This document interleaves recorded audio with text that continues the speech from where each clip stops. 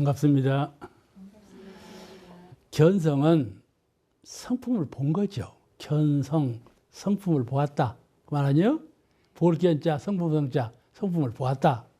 보았고, 인식했어. 아, 내가 이게 성품이로구나. 인식했어. 알아차렸어. 그죠? 견성이라는 것은 성품을 보았고, 그에 대한 알아차림이 있는 것. 그걸 견성이라 그러는데, 그 인식하는 거, 인식했으면 인식한 바는 생각이 인식한 거거든. 내 영식이라는 말은 신령한 식견, 신령한 알아차림, 이걸 영식이라고 그래요. 우리가 영가를 처음 넣을 때 영식은 그러죠? 그렇게 말하죠? 그 알아차리는 영혼은 그 말이요. 근데 그 인식했다 이 말이죠. 그러면 생각을 통해서 알아차렸다 그 말이거든요. 이미 생각을 통해서 알아차렸으면 말할 수 있어야죠. 그죠? 실제로 성품을 보았고 인식했으면 인식했으니까 말할 수 있어야 되죠. 인식을 못했다면 말할 수가 없는 것이지만 인식했으니까 그는 말할 수 있어야 된다 그런 말이에요. 그러면 자타간에 견성 여부를 확인한다. 내가 저 사람이 견성한 사람인가 하는 저 사람이 와갖고 막 이제 설리, 이치를 서로 그냥 얼마나 공부한 것처럼 한단 말이요. 그러면 저 사람이 진정 견성을 한 사람이냐, 견성을 못한 사람이냐, 이걸 판단해야 할 것 아니에요? 그죠? 여러분께서 이제 앞으로 누구를 대할 때 저분이 견성을 한 분인가 안 한 분인가 판단 좀 하세요. 그래야 뭐 잣대가 생기지. 아무 그냥 없이 대하면 쓰겠어요? 그러면 어떻게 저분이 견성을 했나 안 했나 판단을 할 건가? 무슨 기준으로 판단을 할 건가에 대해서 공부해 보시겠습니다. 첫째, 언어를 통해서, 말을 통해서 견성 내용이 밝게 드러나야 돼요. 당신이 성품을 본 그 내용이 말을 통해서 아주 밝게 드러나야 돼. 그럼 어떻게 밝게 드러나는 것인가? 그거는 사리간의 일과 이치를 통해서 우리가 사리 연구하죠? 사리 연구하는데 사리간에 통달해야 돼. 이치에도 걸림이 없고 일에도 걸림이 없도록 통달한 지각을 갖고 있어야 하는 것이에요. 그래야 말이 사통오달이 되는 것이죠. 사리간에 통달한 경지를 보여야 돼. 말로. 벌써 말 설명하고 있으면 저분이 사리에 통한 분인지 사리에 어딘가가 막힌 분인지 알아요. 누가 아는가? 그보다 공부 더 많이 한 분이. 많이 한 분은 항상 아는 거예요. 그러니까 사리간에 통했다는 말은 가령 이론상하고 사은하고 설명해 봐라. 왜 이론상은 이론상이라고 말하고 사은은 사은이라 말했는가? 설명해 보라. 사리에 통달한 사람은 설명할 수 있다 이 말이에요. 내가 납득할 수 있도록. 사리에 통달치 못한 사람은 이론상과 사은을 비교급으로 설명할 수가 없어. 설명할 수가 없어. 이건 막힌 거예요. 그러니까 사은은 사물의 세계지 않아? 천지, 부모, 동법, 법률이 다 현실적인 세계예요. 사물의 세계예요. 이론상은 사물을 떠난 세계지 않아요? 이치적인 세계예요. 진리의 세계란 말이죠.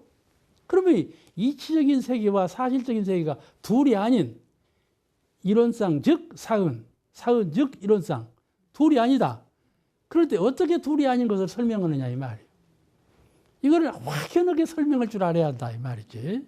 확연하게 설명할 줄 알아야. 그러므로 저분이 견성을 했나 안 했나는 사리간에 통달했는가 못했는가를 구분할 줄 알아요. 가령 다른 예를 본다면은 성품하고 정신하고는 비슷해요. 마음하고 성품하고는 확실히 구별되죠. 마음은 생각하는 거, 성품은 생각 않는 거. 이거 구별되어 버려. 그러면은 정신하고 성품은 잘 구별이 안 돼. 그런데 정신은 광명이 발현된 그런 세계이고 성품은 광명도 사라져버린 그런 세계란 말이죠. 그럼 이 하나 형상 없는 둘 다 형상 없는 세계야. 성품과 정신은 둘 다 형상이 없어. 그런 형상 없는 두루 세계를 어떻게 분리면 하나인 것을 설명할 수가 있겠는가? 하나이면서 둘인 것을 어떻게 설명하는가? 그걸 가만히 들어보면 저분이 성품을 보았는가 못 보았는가를 안다 이 말이에요. 안다 이 말이에요. 그러므로 사리간에 통달한 분이라야 그런 말을 할 수가 있다. 그런 뜻이지요. 그 다음에 둘째, 이런 일상생활에서 이제 그분이 견성했는가 안 했는가는 이제 그렇게 사리간에 들어보면 알고, 두 번째는 그분이 생활하지 않아? 생활하는 모습을 봐. 생활할 때 신법, 그분이 여러 사람을 대해서 마음을 쓸 때 어떻게 쓰는가? 실제로 자기 성품을, 자기 정신을, 자기 마음을, 자기 뜻을 대인전물할 때, 사람을 대하고 경계를 대하고 생활을 할 때 어떻게 활용하는가? 그 쓰는 요령을 보면 안다 이 말이에요. 실제로 깨친 분하고 깨치지 못한 분은 쓸 때 달라져 버려요. 아르마리로 하는 분은 쓸 때 달라져요. 깨달은 분하고는 달라다 말. 그러므로 둘째는 일상생활의 신법과 실적에서 성리가 나타나야 돼. 저분은 신법상, 행적상 참 성리를 본 사람이 아니면 저렇게 못하겠다. 이렇게 인정하게 된단 말이에요. 인정하게 돼. 그를 견성했다. 이렇게 인가를 해야 한다. 그런 말씀이에요. 견성인가는 실제적인 면에서 보고 견성인가를 할 수가 있는 것이다. 그런 말씀이죠. 그것을 취사, 우리가 정신수양, 사리연구, 작업취사, 아까 사리간에 막힘이 없다는 말은 사리연구, 연구력, 그 다음에 이 실제로 생활 속에서 그 신법과 실적이 어떻게 나타나는가, 결과적으로 은혜로 나타나야 되고, 그러죠? 결과적으로 은혜로 나타나야 되는데, 이거를 보면은 취사력이 어느 정도인가, 그걸 보고 견성했는가 안 했는가를 판단한다 이 말이에요. 취사력을 보고. 그 다음에 셋째, 정신세계에서 심월상조, 내가 마음의 심적인 광명으로 저 사람의 정신적 세계에 비출 줄 알고, 내가 저 사람을 볼 때 얼굴과 행적과 그런 것으로만 보지 아니하고 얼굴과 몸과 육군 동작 벗어나서 그 이면에 있는 정신으로 정신을 볼 줄 아는 사람. 아시겠죠? 내가 심월상조라 해서 이 마음, 내 정신을 통해서, 마음의 광명을 통해서 저 사람의 정신적 세계를 바라본다 이 말이에요. 아시겠죠? 그런 능력이 있어야 돼. 심월상조의 그 아주 불가사의한 그런 그 능력이 있어서 그 사람의 심천의 세계를 묻지 않고도 영적으로 이해해. 저분은 심령의 세계에서 볼 때 그분은 견성한 분이다. 묻지 않고 보지 않고도 정신으로 보아서 안다 이 말이에요. 아시겠죠? 아주 그 견성 오도한 그런 경지가 아니면 이루어지지 못하는 거죠. 그래서 이것을 수양력이라 그래요. 수양력으로, 저분의 수양력을 잘 평가할 수 있어야 한다. 그런 그 세 가지 요령, 세 가지 방향으로 그분이 원만한 견성을 한 분인가, 그렇지 않으면 조각도인인가 하는 것을 판가름할 수가 있는 것이지요. 그 다음 19장 공부하시겠습니다. 많이 들으셨죠?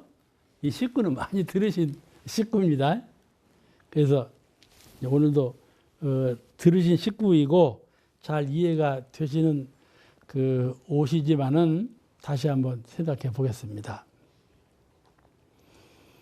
이제 백학명 선사는 그 실상사, 또 월명암, 내장사 주지를 역임하신 아주 훌륭한, 아주 불가에서 훌륭한 선사이셔요. 우리 원불교하고도 아주 가깝고 대종사님을 그 부처님으로 섬긴 그런 어른이신데, 이제 그 식구를 보냈단 말씀이죠. 그것이 바로 투천산 절정 귀해 수성파 이렇게 했어요. 불과 회신노하니 석두작가라. 그런 말씀을 써 보낸 거이죠.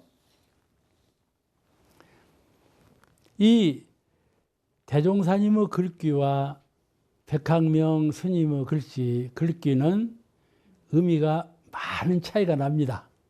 그 내용상으로 많은 차이가 나. 주로 무슨 마음 차이가 나는가 하면은 백학명 스님의 글귀는 어떤 상대로 인해서 공부가 지장을 받는 식구요. 내가 공부인으로서 공부를 하는데 무엇이 있음으로써 내가 공부가 안 돼. 그러니까 그걸 피해. 알겠죠? 가령 그 세상이 사람들이 사는데 어떻게 오탁했는지 이 총중에 있다가는 수도를 못 얻었어. 그냥 산중으로 들어가 버려. 그런 수도인이 있잖아요. 그런 수도인이 있어요. 도저히 할 수가 없다. 그런 수도인이 있는가 하면 전혀 그런 것에 이 세상의 오탁함이 내가 수도하는데 아무런 지장을 주지 않아. 그런 수도인이 있지 않겠어요? 그런 큰 차이가 있어요. 그것이 이제 이 식구에 그대로 나타났어요. 우리는 평소에 무엇 때문에 공부를 못하겠다. 그런 핑계가 좀 있어요. 나는 남편 때문에 내가 공부 못하겠다. 그런 사람이 있겠죠? 그죠? 나는 일 때문에 내가 하고 있는 일 때문에 공부를. 가령 어부가 고기를 잡아. 공부가 안 돼. 그럼 고기를 막 잡아야 하니까 공부가 안 돼. 일이 많아. 일이 그냥 산만해요. 새벽부터 밤늦게까지 그냥 뒤처지게 일만 해야 돼. 일만 죽사작사 해야 돼. 죽기 살기 일만 해요. 그럼 공부가 안 되지. 분주 다사원지가 공부가 안 돼. 일 때문에 공부를 못하겠다. 이렇게 말씀하는 분이 있어요. 실제로 그렇죠. 인연 때문에. 이 인연이 나쁘면 참 공부가 안 돼요. 인연 나쁘면. 여러 인연이 있죠. 인연 가운데에는 많은 인연이 있어요. 인연이 나쁘면 공부가 안 돼. 건강도 그렇죠. 병 없을 때 참 정신 차려서 공부해야지. 병 나보세요. 그냥 병에 마음이 전부 끌려가고 병의 노예가 돼버려. 병 때문에, 건강 때문에 공부를 못하겠다. 그런 것들 더 많이 있죠. 이것만 들어서 그런지 더 많이 있지. 더 많은 그런 바깥 경계의 이유 때문에 공부를 못하겠다. 그런 것이 많아요. 백학명 스님이 좀 그런 뜻, 그런 식구예요. 들어보시면 알지만은. 그러면 백학명 스님의 글귀를 한번 이해해 봅시다. 무슨 글인가? 투천산 절정이요. 이 산이 빼쪽이하고 하늘을 뚫어. 하늘을 뚫는 저 산이 앞에 꽉 차버렸어. 그죠? 사람이 앞으로 나아가자니 산이 꽉 막혀서 나갈 수가 없어. 이게 세상이 그렇게 보일 때가 있는 것이죠. 세상이 그렇게 보여. 가령 눈을 뜨면 세상이 꽉 차버렸어. 하늘은 하늘로 차고 땅은 땅으로 차고 집은 집으로 차고 사람은 사람으로 차서 꽉 찼어. 바늘 하나 꿀 만한, 바늘 하나 찌를 만한 공간이 없어. 아시겠죠? 우주라 하는 것이, 물질의 세계라 하는 것이 틈이 없어. 꽉 찼어. 거의 투천산 절정이에요. 꽉 차버렸어. 비지 않아. 빈 틈이 없어. 투천산 절정이요. 하늘을 뚫을 듯 높은 산이 전로를 막았어. 앞으로 나아가자니 나갈 수가 없어. 꽉 막혀갖고. 그러니까 이 사람이 세상에 나가서 생활하자니 수많은 환경과 조건이 우리를 흔들고 우리를 어둡게 하고 우리를 그르치게 해. 그게 고해로 빠져. 세상을 향해서 나가자니 세상의 경계라 하는 것이 우리를 흔들어. 흔들. 그 다음에 어둡게 해. 그르게 하고. 그것이 이제 삼학 공부 아니겠어요? 일상수행의 요법에 제일 앞에 세 가지 나오는 조건이죠. 이 조건은 세 개예요. 그게 고요로 빠지게 되는 것이죠. 그러니 귀회 수성파로다. 그렇다고 해서 산중에 들어가서 마음을 돌아봤어. 이 마음이 무엇인고? 마음 공부를 좀 해야 되겠다. 아이고, 이 바깥으로 눈 뜨고 생활하자니 안 되겠다. 고해다, 고해. 자, 그러면 산으로 들어와서 눈 감고 마음을 공부해야 되겠다 했단 말이요. 그랬더니 마음 이것도 묘하네. 귀해 수성파. 눈 감고 마음으로 돌아오니 마음을 본래 바다로 표현을 해요. 물로 표현을 해요. 수기, 물로 표현을 해요. 그게 그 마음이 고요한 줄 알았더니 그것이 아니에요. 몸을 한가히 하고 마음을 보고 보니 몸은 한가해졌는데 마음은 오히려 더 치성하게 요란하고 분별심이 강하고 그런단 말이죠. 아무리 제거하려고 제거가 안 돼. 아무리 안정시키려고 해도 안정이 안 되고 아무리 밝히려고 해도 밝혀지지 않고 그런 것이 마음이요. 마음을 알고 보니까 마음같이 허시는 것이 없어. 마음같이 허시는 것이 없어. 그러니 마음으로 돌아갈 수도 없고 세상으로 갈 수도 없고 그 말이요. 그러겠죠? 그런 심사다. 그런 심사다. 그러면 어떻게 할 것이냐? 불각 회신노 하니 그래서 회신노 내 마음과 몸을 둘 곳이 없어. 눈을 감고 마음에다 두자니 번뇌 천지고 눈을 떠서 세상을 바라보자니 꽉 막혔고 고해고 그 어디로 갈 것이냐? 그래서 석두의작가로다. 석두에다가 집을 하나 지었다. 그런 말이에요. 대종사님께서 그래가지고 지금 대종사님 석두함에 계셨죠? 석두의작가, 석두에다 집을 하나 지어놓고 의지하고 계시는군요. 그 말이에요. 근데 그 의작가, 집을 지었다. 그 집, 무슨 집을 지었는가? 그죠? 석두에다가 집을 하나 지었는데 석두에 있는 초가집 그 말이 아니요. 초가집 거기에 의지해 산다 그 말이 아니고 석두에 계시는데 의작가 집을 하나 지었다. 그 집이라는 것은 정멸궁이에요. 정멸궁, 자성의 정멸궁. 알겠죠? 마음의 정멸궁. 마음의 성품짜리, 이론상짜리. 마음에 오직 이론상을 갖고 이론상에 의지하고 계시는군요. 그 말이요. 아시겠죠? 이게 시는 잘 지었죠? 참, 항명 스님이 시를 아주 잘 지은 거야. 이 시 진짜 명시예요. 생각해보면 아주 명시입니다. 좋은 시예요. 그런데 이렇게 좋은 시를 받으면 할 말이 없을 것 같아요. 대종사님께서 참 잘 지었다 그러실 것 같은데 그러지 않았다 그 말이에요. 그럼 어떻게 지었냐? 대종사님께서 어떻게 지으셨을까 궁금하지 않아요? 그럼 이제 대종사님께서 지으신 시를 한번 해석해 보겠습니다. 절정 천진수요. 꽉 막힌 세상이라 하지만은 이 세상은 본래 원만구족이요. 성품 자체가 원만구족이요. 본래 원만구족에 있는 것이요. 그것이 없는 것이 있는 것이 아니고 하늘은 하늘대로 땅은 땅대로 유정무정이 전부 갖추어 있는 세상이 이론상 세계예요. 진리의 세계예요. 따로 별도로 생겨난 것이 아니고 본래부터 그래. 본래부터 그래.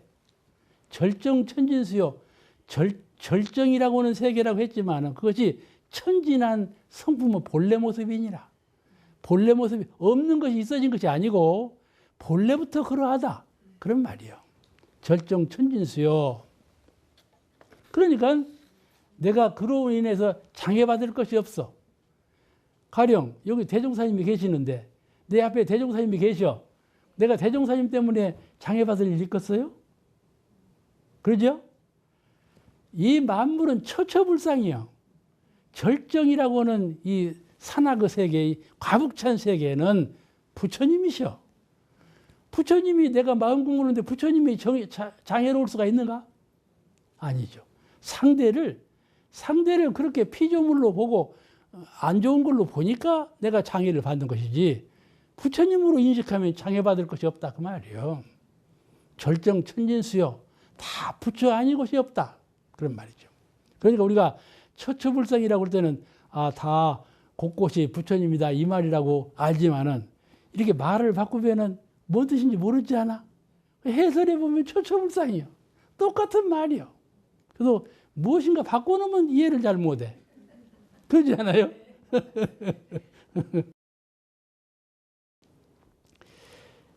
그 이제 온갖 사물이 다 내게 공부하는데 방해롭지 않다 이 말이에요.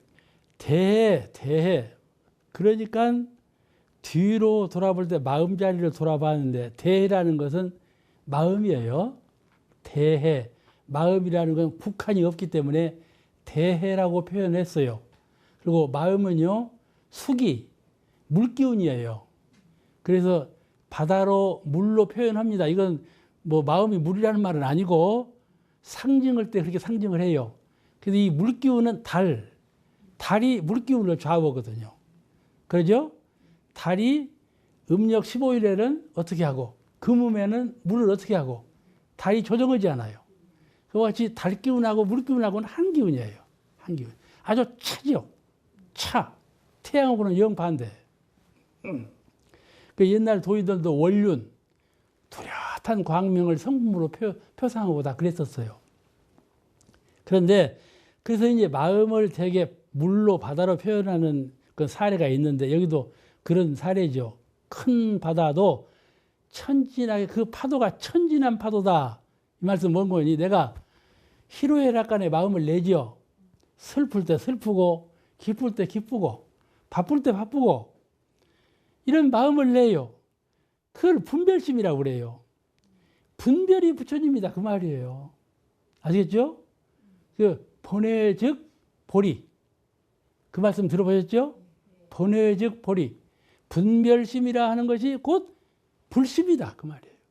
불심이다. 불심은요, 부처님께서 깨달은 마음을 불심이라 그러거든요. 부처님께서도 아주 정묵한 가운데 입정삼매에 들으면 깨달음이 없어요. 정의 깊은 경지에 들어가 버리면 깨침이 없어. 거기에서 정에서 출정할 때 깨침이 있는 거예요. 생각을 통해서 깨달음이 있는 거거든요. 생각이 없으면 어떻게 깨달아요? 생각을 해야 깨닫지. 그러지 않아요? 그 마음, 그걸 생각이라고 하잖아요. 이 마음이라고 하는 것, 생각이라 하는 것이 바로 부처다 그 말이에요. 바로 부처예요. 근데 우리가 수도할 때 마음을 일으키면 안 된다 그러면 그것이 아니에요. 마음을 일으킬 때 원망부족, 지공무사하게 일으켜야 하는. 그게 부처예요. 그게 부처예요. 그러니까 마음이라 하는 것이, 분별이라 하는 것이 곧 부처다. 그런 말씀이거든요. 그래서 대해 천진파로다. 저 큰 바다에 파도 치는 이것이 다 본래 천진스럽게 본래 그런 거다. 그게 나쁜 것이 아니에요. 본래 그런 거예요. 우리도 도를 닦아서 성불하려면은 이 일어나는 생각, 이 생각을 부처님 생각으로 잘 바꿀지언정, 그렇다고 소멸하면 안 돼. 아시겠죠? 도를 닦는다고 해서 나는 마음을 자꾸 소멸하면 안 되는 거예요. 가령 파도가 있는데, 파도 이건 못 써. 싹 걷어내버려. 또 파도가 일어나. 싹 걷어내버려. 또 싹 걷어내버려봐. 물이 없어져 버리지. 그럴 것 아니에요? 그거 될 일이 아니지. 그 걷어내는 것이 아니에요. 그걸 고쳐야지. 삼독심으로 나지 않도록, 원망부족 지공무사하게 마음이 발현되도록 고치는 것이지, 마음을 고치는 것이지 마음을 소멸하는 것이 아니다 그 말이에요. 공부가. 그래 우리가 일상생활 옆에 보면 돌리자 그러죠. 마음을 돌려. 없애는 것이 아니라 돌려라 그래요. 이론상이에요. 그래 이론상인 거예요. 그래서 부가 회신노 하니 이제 천진파로다. 그래서 부가 회신노, 내 몸과 마음을 부각 어디로 놓을고 하고 거듭 생각해 보니, 이제 깨닫고 보니까, 그럼 어디냐? 고로 석두가로다. 석두, 이 석두 집이 고로 높이 홀로 드러났다. 그러니까 이 우주 대자연과 대종사님과 모두가 다 부처님의 경지로 드러났다. 그런 말이거든. 상대지어서 여기는 여기까지 부처님, 저기는 저기까지가 오탁된 세상, 이것이 아니에요. 온통 온 우주가, 온 생명이 모두가 다 부처님 아니심이 없다. 그런 뜻이거든요. 고로 석두가 높이 드러났다. 하나로 드러났다. 이거는 과거 서가세존께서 천상천하 유화독존, 이 독존의 뜻과 같아요. 천상천하 유화독존, 그 독존하고 대무생님 말씀하신 동로, 홀로 드러났다는 동로하고 같은 뜻이에요. 오늘 마치겠습니다. 고맙습니다.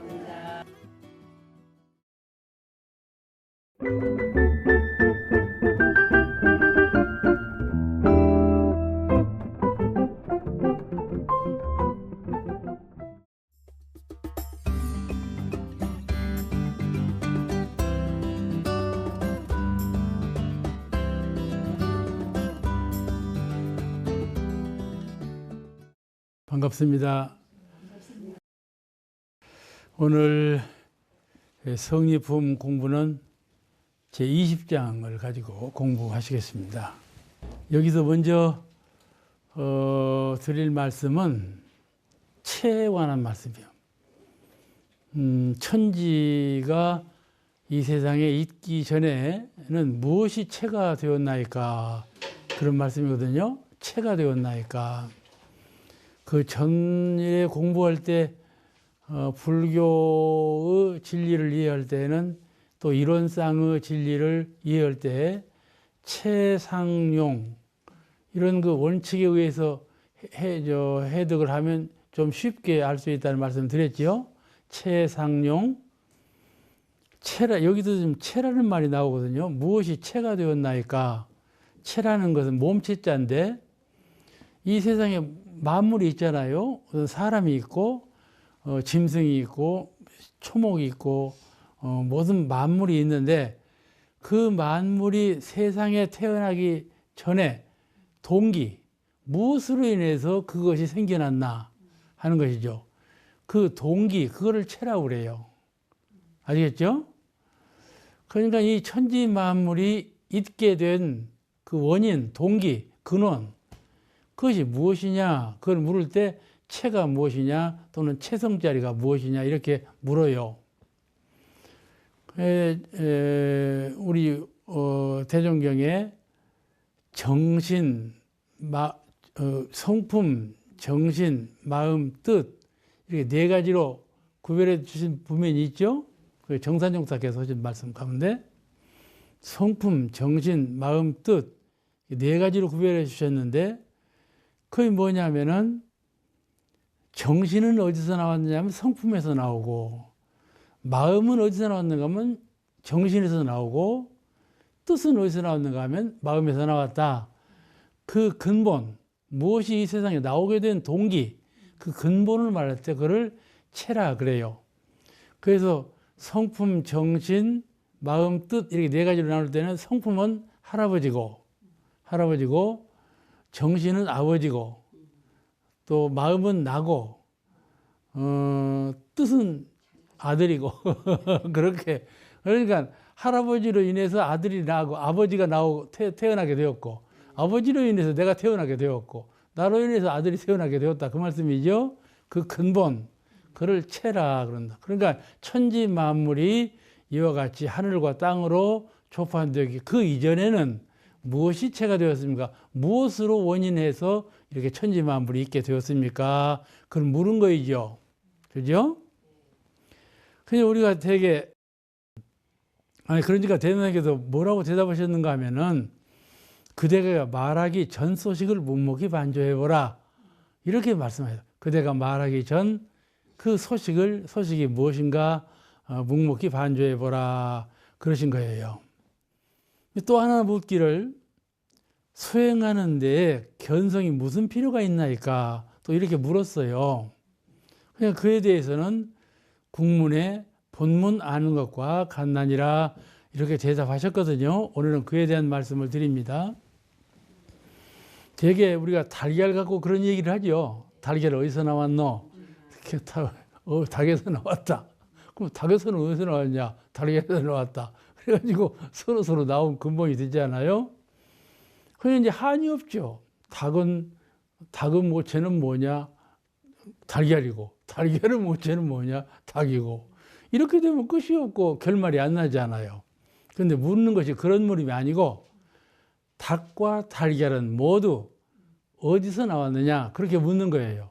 천지만물은 그 체가 어디입니까? 이 말은. 그럴 때 뭐라고 대답하겠어요? 닭과 달걀은 모두 어디서 나왔는가? 그게 물은다면 이론상에서 나왔다고 대답하죠. 그러죠? 우리 원불교인들은 전부 이론상에서 나왔다. 그렇게 말하지 않겠어요? 이론상은 명호거든요. 이름 지어서 이론상이에요. 그러죠? 그 이론상은 명호니까 명호에서 나올 수는 없잖아요. 그렇잖아요? 명호는 실체가 아니에요. 그러므로 이론상의 실체를 말하면 어떻게 해야 되겠어요? 대명사님께서도 그는 이론상에서 나왔나니라. 그러면 간단할 텐데 대답이 그렇게 하지 아니고 네가 묻기 이전에 그 소식을 묵묵히 관조해 보라 이러셨거든요.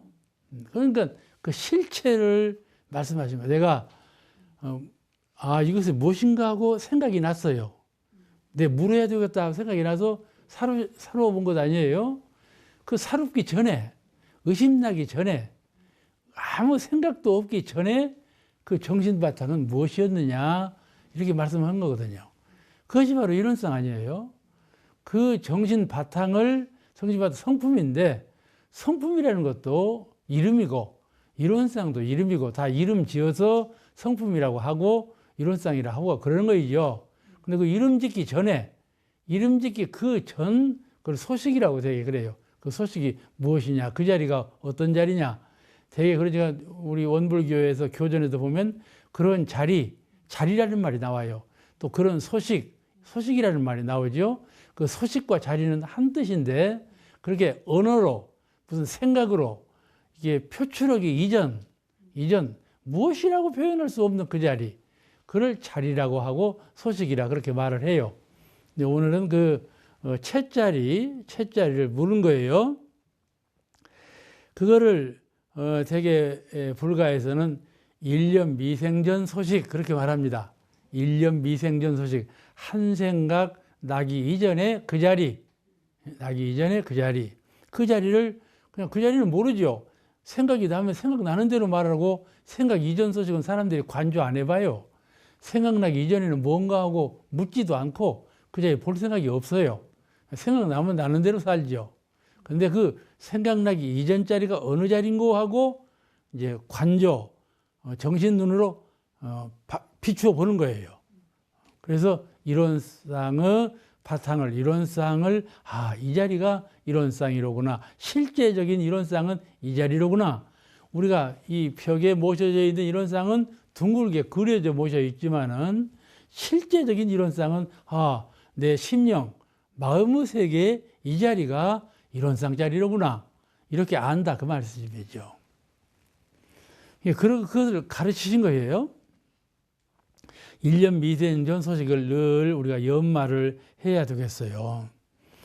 그런데 이론상 우리가 최상용 할 때 이론상 그러죠. 이론상. 그거는 이론상은 이론의 진리를 상징적으로 표현한 도형인데, 그건 이제 최상용을 전부 겸한 자리예요. 그런데 최상용을 전부 겸했지만은 이론상 그러거든요. 그 상은 왜 상이라 그러냐면 관념적인 모습, 이게 형틀이 있는, 이 눈에 보이고 만져지고 하는 형상이 있는 모습은 모양상자를 쓰고, 인변에 이 코끼리 상자 혼자 그 자를 쓰고, 이 관념적인 정신적인 모습, 무엇이라고 물형으로 나타내지 못하는 모습을 서로 상자로 써요. 그게 이론상 그 상이거든요. 그래서 우리가 이론상 그래요. 이론상. 여기 모셔져 있는 이런 쌍은 이제 그 관념적인 모습이에요. 진체는 아니잖아요. 모셔져 있는 이런 쌍이 진정한 모습은 이런 쌍은 아니잖아요. 그런 것을 나타내는 겁니다.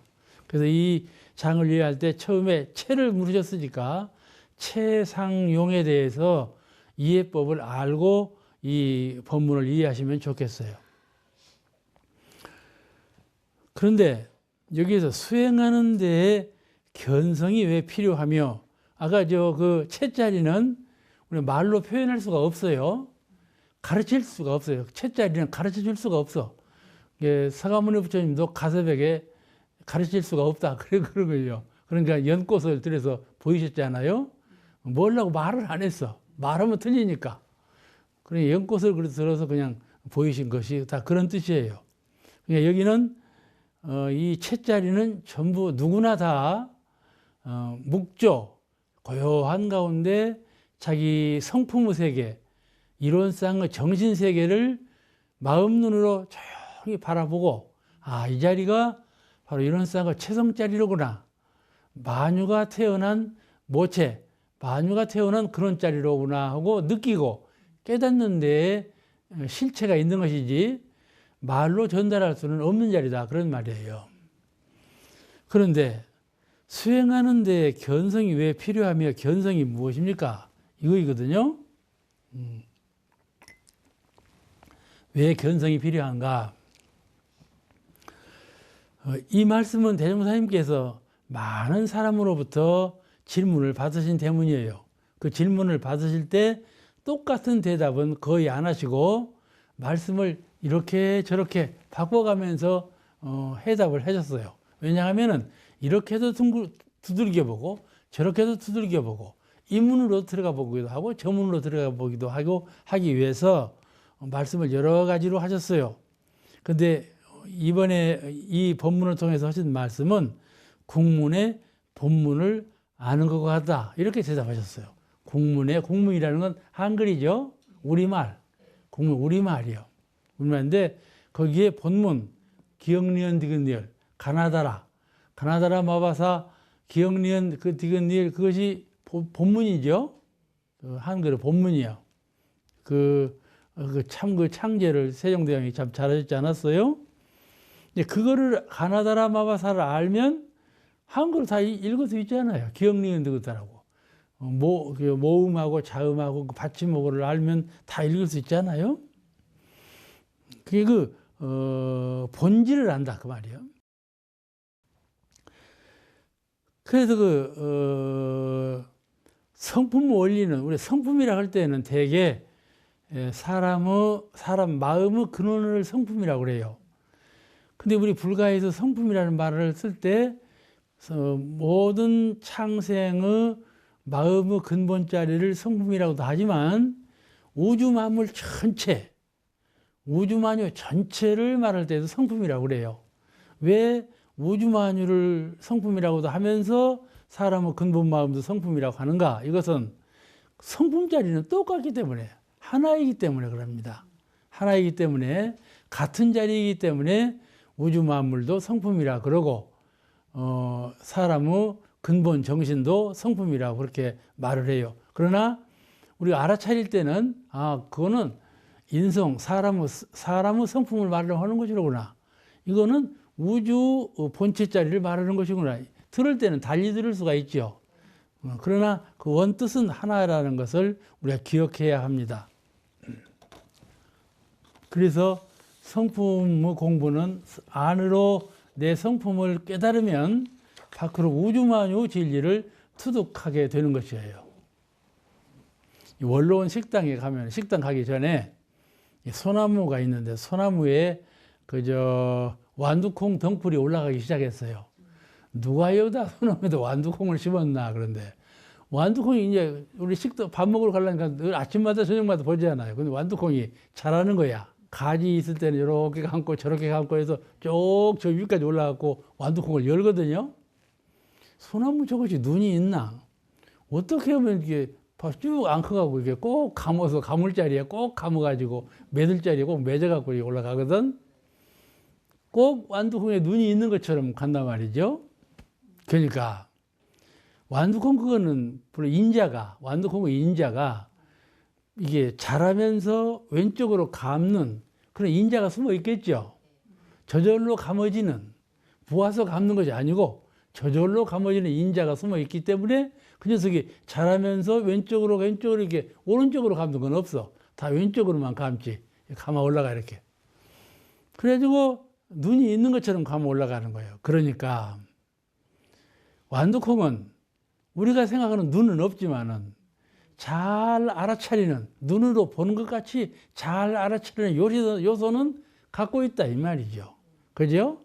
그 요소, 눈으로 본 것처럼 잘 알아차리는. 그러니까 성립형수성, 그 대종삼 19에 돌멩이도 흐르는 물소리를 귀는 없지만 잘 알아차리는 요소를 감고 있다 이 말이에요. 물은 도루 요소를 다 감고 있고 돌은 무르 요소를 다 감고 있어서 모든 것은, 우리는 귀가 있어야 소리를 듣는다 그러지만 사실은요, 영성의 세계에 잘 들어 알아차리는 요소가 갈라져 있어요. 귀가 없어도 우리 영혼은 들어요. 눈이 없어도 우리 영혼은 보고. 그게 천안천이 그러잖아요. 이렇게 그 요소는 영성의 세계에 원만부족 지공무사하게 갈무리에 있는 거예요. 잘 아는. 그게 공정영지의 광명이라고 그러거든요. 그걸 보고 공정영지의 광명으로 알기 때문에 눈으로 보는 것보다도 귀로 듣는 것보다도 더 원만하게 정확하게 듣고 본다 그 말이죠. 그런 그 요소가 갈라져 있어요. 어머니가 아기가 울면요, 저 먼지서 울어도 저 아기는 배고파서 운다, 저 아기가 추워서 운다를 알아차린단 말이에요. 그건 어머니 마음은 아들하고 하나로 연해 있기 때문에 직감적으로 안단 말이에요. 그럼 다른 사람은 그 애기 울음소리를, 뭔 울음소리가 몰라요. 그래도 어머니는 안단 말이죠. 이와 같이 한 성품으로, 한 기운으로 연해져 있기 때문에 모든 것이 이 원리를 깨달으면 저 원리까지 통하는, 성품의 원리, 마음의 근원을 깨달으면 우주만유 근원을 다 통달하는 이런 것이죠. 이것을 깨달음이라고 그래요. 각득, 정득했다 이런 거거든요. 오늘 이 장에서는 만물 미생전에 무엇이 체가 되었는가 하는 것은 가르쳐 줄 수가 없다. 스스로 묵조, 고요히 정신 눈으로 비추어 봐서 이론상 자리를, 이 내 마음의 이론상이로구나. 이것이 바로 우주 대자연의 이론상이로구나. 그 이론상의 진체를 잘 깨달을 수 있어야 돼. 이것은 누가 전해줄 수가 없어요. 다 스스로 수양을 하고 스스로 연마를 해서 깨달을 수밖에 없는 길이에요. 그걸 가르치신 거이고, 또 하나는 견성을 했을 때 그 견성이 무슨 필요가 있나이까? 이거는 그런 요소가 있기 때문에 견성을 하면 우주대자연의 진리를 모두 깨달을 수가 있다 이 말이죠. 그리고 내가 이제 그 성품이라는 것은 성품 그대로만 있는 것이 아니고 작용을 하지 않아요. 늘 작용을 해. 심신작용을 하잖아요. 그럴 때 표준이 돼. 표준이, 이 마음은 그 마음이 나오게 된 근원을 안다 그 말이죠. 그러니까 그 마음이 잘못되면 어떤 과보를 받는다는 것도 알지 않아요? 그 마음이 잘 써지면 어떤 과보를 받는 것도 아니까 성품 자리에 비추어 봐서 항상 그 마음을 쓴다. 활용을 쓴다.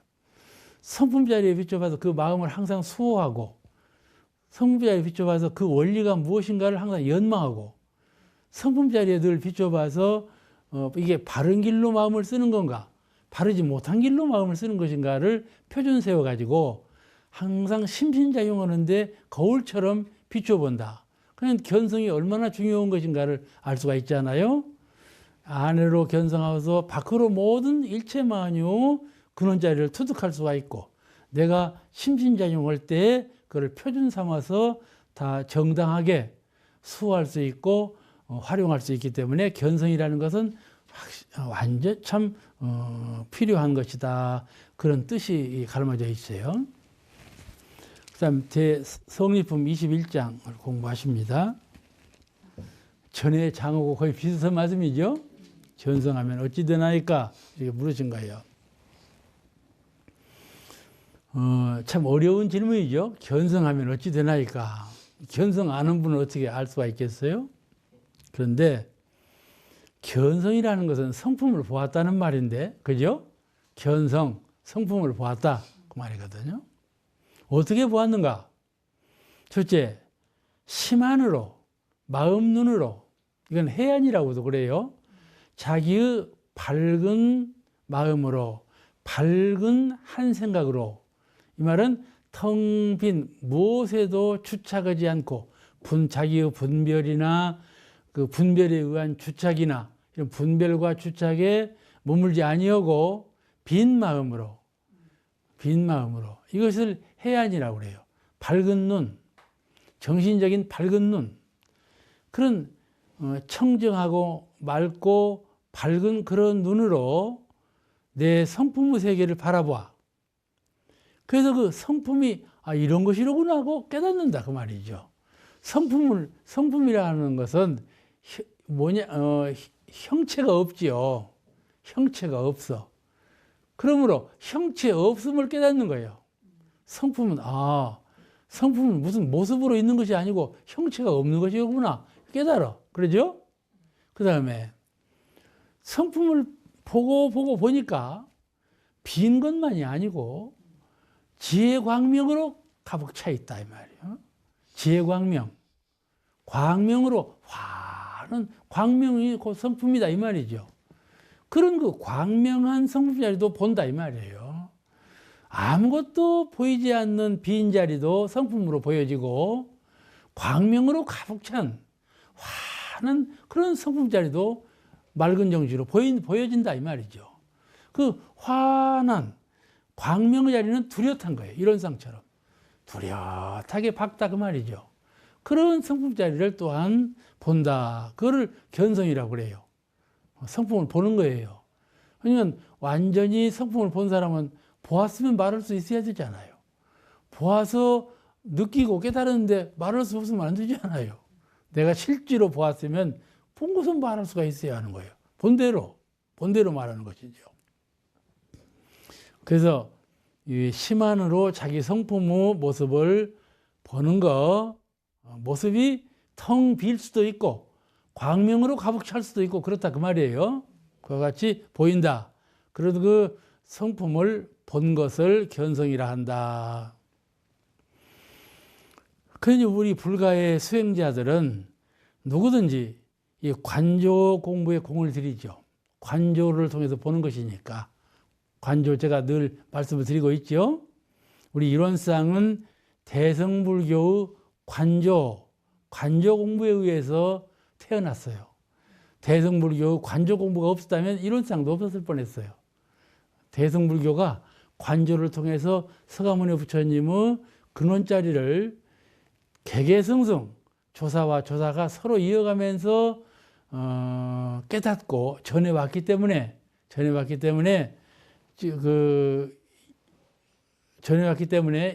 법맥, 불교의 전통과 불교의 해명, 법의 해명이 전해져 오고 있는데 그 과정에서 그 성품자리는 이론상이다.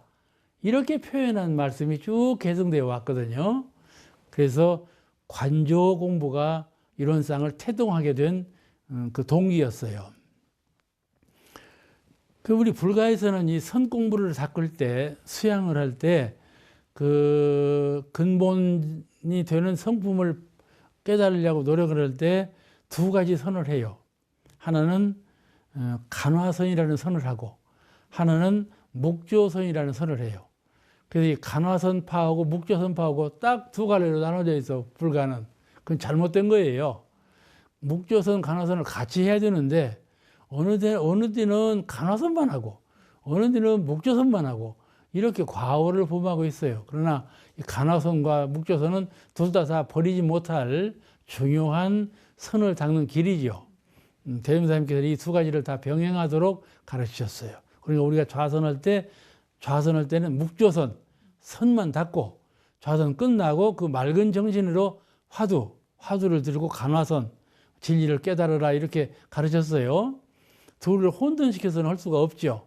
병행하는 것하고 혼돈한 것으로 달라요. 이렇게 가르치셨어요. 그래서 이제 이 공부를 지속적으로 하면 도를 얻고 성품을 볼 수가 있는 것이죠. 성품은 진체, 진정한 채성자리를 터득할 수가 있게 돼요. 또 그러니까 견성이라는 것은 심 안으로 자기 성품의 모습을 보는 것이 견성이고, 둘째는 성품의 원리를 그 이론상에는 이러이러한 진리가, 이러이러한 이치가 갈마져 있구나. 알겠죠? 텅 빈 자리, 광명한 자리를 보기는 보았으되 그 이치를 깨닫지는 못했거든요. 이치를. 그러니까 우리가 천지 만물을 볼 때 천지 만물의 성품은 이론상이다는 알았어. 이론상은 보았어. 그러나 그 속에 무슨 이치가 들어서 하늘이 되고 땅이 되고 사람이 되었노? 이치. 이치를 깨치해야 되지 않겠어요? 그래야 가르치죠. 후인들이 또 배우죠. 그래서 그 성품 원리를 보고 그 이치를 깨치는 거, 그것을 견성이라 한다 그 말이죠. 그 깨치는 거, 원리를 깨닫는 거, 그것을 견성이라 한다 그 말이에요. 원리를 통달해야죠. 그래서 그 성품의 원리라는 것은 뭐라고 대통령께서 말씀하셨는가 하면 우주 대소유무 이치와 성품의 인간의 12위의 이치, 원리, 그거를 막힘없이 통달해야 된다 이렇게 가르치셨어요. 우주 대소유무 이치와 인간의 12위의 원리를 다 같이 통달해야 된다 이 가르치신 것이죠. 이 성품 원리를 대종사님은 대소유무 원리, 12위의 이치 이렇게 밝히셨어요. 한 가지 간단한 용어로 말하자면 그이고, 성품 원리는 바로 이론상의 진리가 성품 원리죠. 그런데 가장 간명하게 함축한 것은 대소유무와 12위의 원리라고 말씀드릴 수가 있어요. 그 대종사님 그 오도시에 이런 말씀이 있지요. 천지방적 척수량 의복활조전, 뭔 의복활조, 아이고 제가 금방 생각이 안 나네. 천지의 이치를 척수로 잘 재다가 우리 그 인명의복활조전이든가 인명의복활조전, 그 우리 사람에게 꽉 맞게 부합되게 활용한다. 그런 말씀이에요. 그러니까 견성이라는 것은 보기만 하고 마는 것이 아니라 보고 그 원리를 깨달아서 원리를 채받아 가지고, 이것은 가령 천지팔도, 천지팔도도 천지 원리 아니에요? 그와 같이 그냥 천지전에 비리기만 하고 천지한테 위력을 구하는 수도 있어요. 그런데 그게 아니고 천지의 변화되는 원리를 깨달아 가지고 원리를 채받아서 내가 활용하면 내가 천지가 되는 거란 말이죠. 이와 같이 그 성품의 원리를 체득해서 그 원리대로 채받아 활용하는 거, 이것을 이렇게 하기 위해서 견성을 한다 그 말이죠.